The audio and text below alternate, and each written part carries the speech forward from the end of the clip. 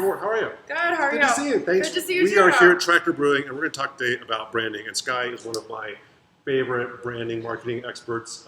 She's smart, she's adventurous, she has fun, and she really knows how to make a product turn into an experience, and vice versa. Right? Yes.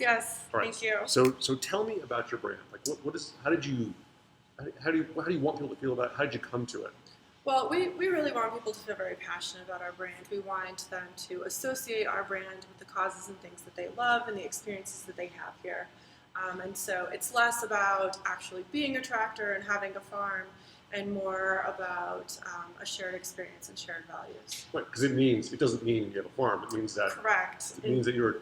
Yes, So, in yeah. downtown Albuquerque, we don't have a farm, and so it has to go beyond the letters on the page. It has to go beyond the literal meaning of a tractor. Right. And so it's about more than that. Yes. Right. It means the experience you have Yes. here in the brewery. So who do you think your customers are?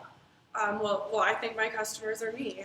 Your bar is full of yous, and so you have to make an experience that you would like. And if you want to attract more yous, then you keep doing things that you like. But if you're not your target market, then you don't do that. And so I feel like our audience is people around my age range. It's millennials and maybe some Gen Xers who enjoy craft beer and want to hang out and listen to live music and do things with their friends. And Experience local. experience local. Be a part of the Albuquerque committee. Not go somewhere and just drink whatever they've got on tap. Right. So how do you think about taking that experience in the tap room, that kind of brand message, and translating it into a product people buy in cans at the liquor store? I think it's all about presenting your product to people through your social media, making sure that whenever they associate Tractor, their memory is instantly about those experiences. This is a great time that I had when I drank Tractor, so I'm going to buy Tractor because I want to do it again and I want to support what they're doing and what they're all about. I recently heard someone at a cider convention talking about showing people the appropriate occasion for your product. And I feel like that's really, really important, and it's something we're going to be focusing on is the occasions on which you would enjoy our product and the experiences that you want to have while drinking it, whether it's here or somewhere else. Yeah. One of the things the famous quotes from someone who's in a little bit different space but understands this a lot is that Yvon Chouinard at Patagonia would say that most of his customers don't get to go outside as often as he does. But when they have a piece of Patagonia clothing, which I have with me at all times, Yes. It's an artifact of that experience, and you get to kind of experience that a little bit by having the artifact. So even if you're not here in the tap room listening to live music, participating in karaoke or Cards Against Humanity or whatever the night is, you can still go to the liquor store and get a 6-pack of Milk Mustache Absolutely, and I find that generations prior to ours, you were a beer drinker or you were a wine drinker, and the research is showing now that our generation is very much occasional drinkers. When I go out with my girls, I drink wine. Sexist, so sexist. Well, but whenever I go out with like a large group and it's kind of like a casual night, I'll drink a beer. So kind of our mission is trying to give them experiences here that span the whole entire rainbow of things that you can be doing, so that they can see that you don't have to have a mixed drink just because you're out on a Friday night. It's okay to order a beer. And, it's funny. It is. If I'm with a sophisticated crowd or people who like cocktails, and I have friends who just don't drink beer or wine, but only drink cocktails. Right. And if it's like I'll have a vodka rocks or whatever else, they come to me. It's like I'll have a Coors Light. Like that feels like it has an umbrella in it. But if I say, I'm going to have a Farmer's Tan, or I'm going to have something that is, it sort of communicates something about me, I think. Or even when I bring a 6-pack over to somebody's house, if it's a macro, punched out of the mold kind of thing, that's one thing. But if I've taken the time, and people usually say, "Oh, what's that?" And then you get to feel like you get to participate. Absolutely, and there's a whole entire etiquette surrounding going to house parties about don't take a beer that's so expensive you wouldn't want to share it. Don't take a beer that is so inexpensive that people think that you don't care because you're not going to drink it, and then you get there and drink the party thrower's expensive beer. Right. Do you take the beer with you when you leave? There's like a whole entire That's a good set question. of Yeah. etiquette. So what's the answer to that one? Because I always say you leave it unless the host says, "Oh my God, there's so much leftover beer. Please take some." Right. And then I always try to take something I did not bring, so that I'm leaving my product for others to try and taste. So of course, but so you have a marketing benefit from that. So Right, but I agree. I think you should spread the love. But what about a growler? You bring a growler and you leave the glass. It kind of depends on the audience. Like if the growler has 3 pints out of it and it's almost empty, I'll say, "Oh, I'll leave this so it doesn't Right. clutter up your counter." Right. But if we never even got to it, I'll Right. just go ahead and leave it in the fridge, and Right. they can enjoy it later. But once you've opened it, it's not like it's gonna sit Okay. there and get better, and someone will enjoy it later. So yeah. Okay. So how do you communicate with your fan, your follower, your customers, your core group? We do a lot of social media. That's definitely something that we do. But we also work with groups to co-sponsor events who are very much in line with the audience we want to reach, the message that we want to convey. And we find that whenever we co-sponsor things with people and have another group involved in it, then we're reaching their base. It definitely puts a little bit of legitimacy into what you're trying to do, that it's not like Tractor's throwing a party, but Tractor's throwing a party with Trickluck Theater Company. And that makes it more fun because there's more people with a vested interest in what you're doing. And it also really helps out the community because you're not just like an island that's your brewery. You're like involved with things. But it's also important to very carefully curate those things and events and be really conscientious of how your brand is being associated.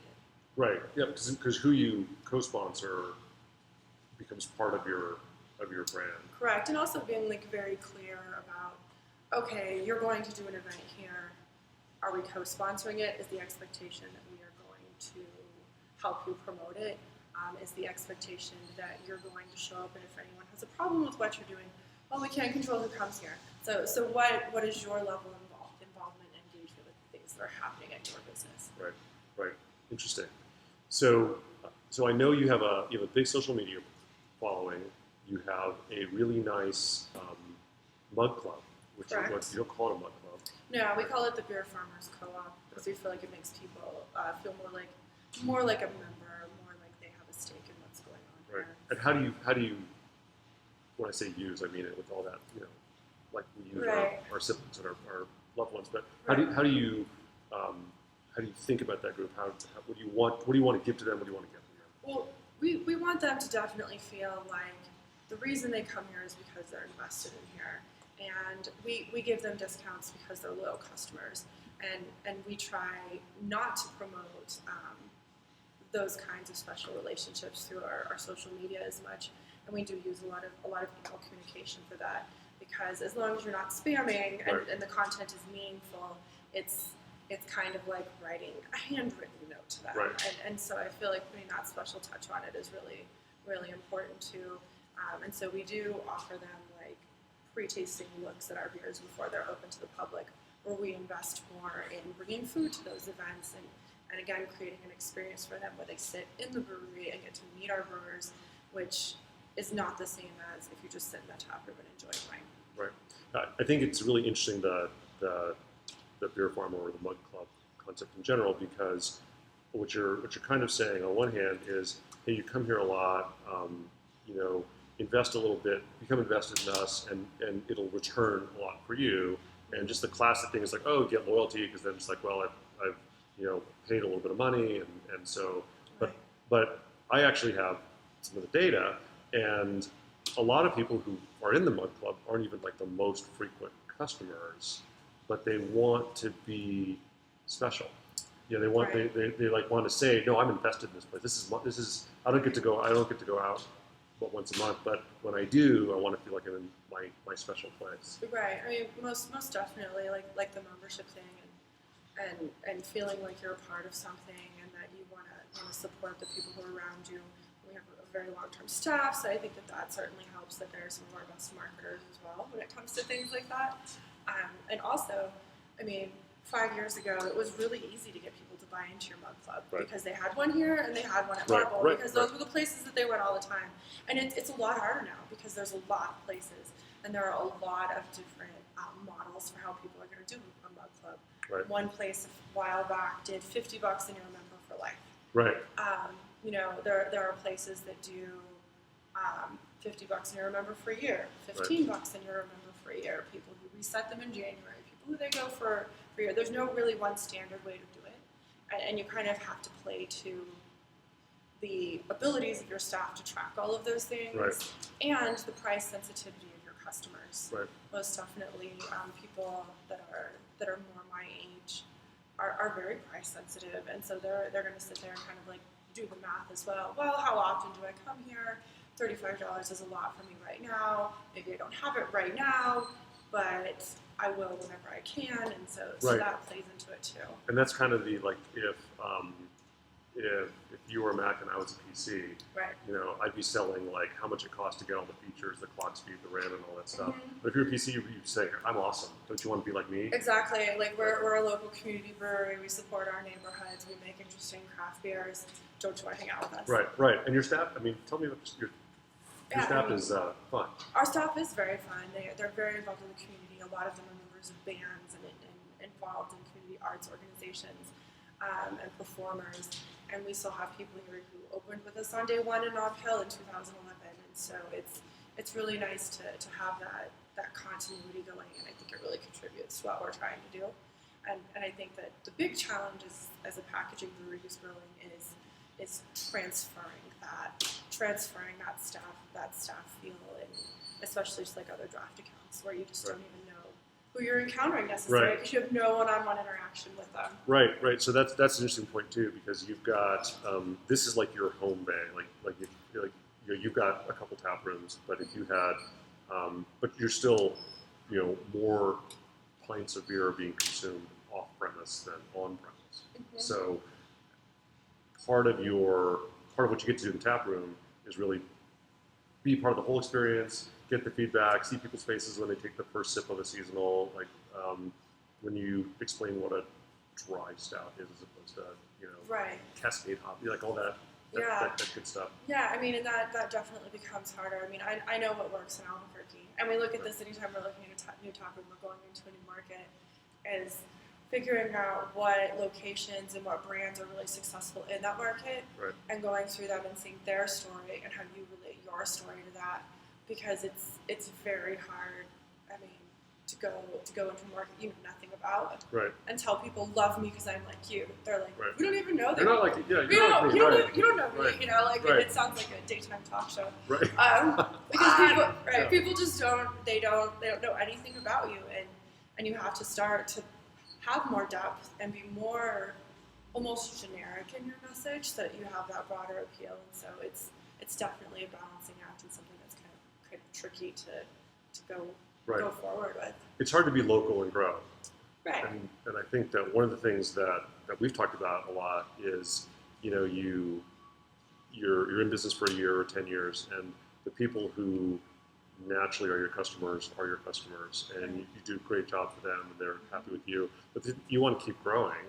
You want to, keep providing opportunities for your staff, and keep growing the craft brand. So then you've got to tell, if you just do a really good job, will you keep growing? I think to some degree you will, and this is something about craft beer. I mean, I had a marketing student contact me this last week saying, well, wouldn't you consider your locations to be like in a growing industry, in a an industry that's growing?